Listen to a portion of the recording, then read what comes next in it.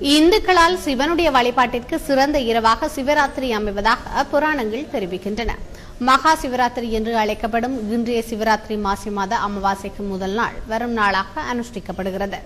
இன்றைய சிவராத்திரி நாளையொட்டி குடாநாட்டில் உள்ள சகல சிவ ஆலயங்களாகிய ஈழத்து சிதம்பரம் என்று அழைக்கப்படும் காரைநகர் சிவன் கோயில், கீரிமலை நகுலேஸ்வரம், வண்ணார்பண்ணை வைத்தீஸ்வரன் ஆலயம், சுன்னாகம் சிவன் கோயில், சித்தங்கணி சிவன் கோவில், நல்லூர் சிவன் கோவில், சட்டநாதர் சிவன் கோவில், திருநெல்வேலி சிவன் ஆலயம், பருத்தித்துறை சிவன் கோவில் ஆகிய குடாநாட்டு சிவன் ஆலயங்களிலும் மன்னார் திருக்கேதீஸ்வரம் உட்பட நாட்டின் சகல சிவன் ஆலயங்களிலும் விசேட பூசை வழிபாடுகள் 4 சம பூஜைகள் இடம்பெறவுள்ளன. மகா சிவராத்திரியொட்டி ஜனாதிபதி மஹிந்த ராஜபக்ஷ தனது வாழ்த்து செய்தியை தெரிவித்துள்ளார். இந்த வாழ்த்துச் செய்தியில் இலங்கை வாழ் இந்துக்கள் பல நூற்றாண்டுகளாக ஏனைய சமூகங்களைச் சேர்ந்த மக்களுடன் சகோதரத்துவனுடனும் சுபீட்சத்துடனும் நல்லிணக்கமாக வாழ்ந்து வருகிறார்கள். தற்போது நிலவுகின்ற அமைதியான சூழலில் இந்துக்களின் முக்கியத்துவம் வாய்ந்த சிவராத்திரி நிகழ்வை சகோதரத்துவ உணர்வுடன் பயபக்தி உணர்வுடனும் கொண்டாட வாய்ப்பு கிடைத்துள்ளது என்றும் தெரிவித்துள்ளார்.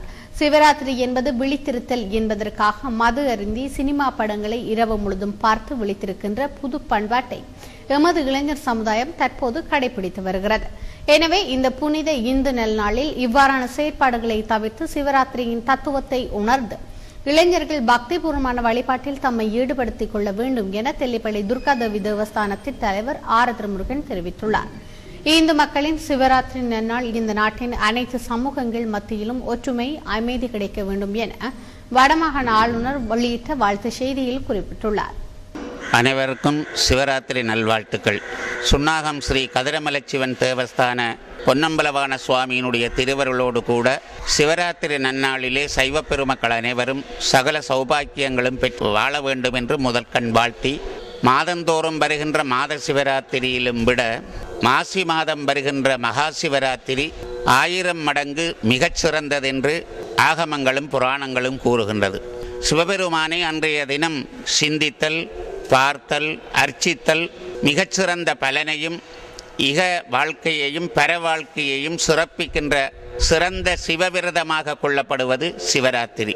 இன்றைய தினம் எதிர்பாராமல் செய்த வழிபாடுகள் கூட நன்மைகளை தரும், நமக்கு வருகின்ற துன்பங்களை போக்கும் என்பதற்கெல்லாம் புராணங்களிலே ஏராளமான கதைகள் உண்டு.